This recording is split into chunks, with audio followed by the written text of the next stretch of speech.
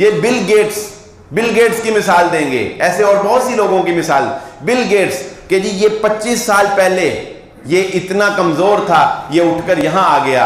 और जब मुसलमान नौजवान अल्लाह पर तवक्कुल, इल्म कमजोर होता है, यकीन कम होता है, तो वो अपने आप को कोसने लगता है, नाशुक्री करने लगता है। और मैं बताऊं अपने नौजवानों को अल्लाह की कसम, बिल गेट्स के पास जितनी दौलत है इससे 1000 गुना ज्यादा दौलतमंद भी हो जाए, वो एक मुसलमान की जूती का मुकाबला नहीं कर सकता।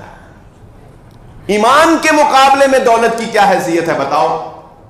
ईमान के मुकाबले में दुनिया की क्या हैसियत है बताओ? ये सारी दुनिया, इस दुनिया की हर नेमत, इसकी मादनियात, इसके जखायर, इसके सोने हीरे चांदी जवाहरात निकाल लो और सारे के सारे कहो ना कि मैं एक तरफ ईमान रखता हूं, एक तरफ दौलत रखता हूं। इस सारी दुनिया की दौलत हेच है, वो ईमान का पलड़ा भारी है। ईमान की दौलत को मजबूत करो।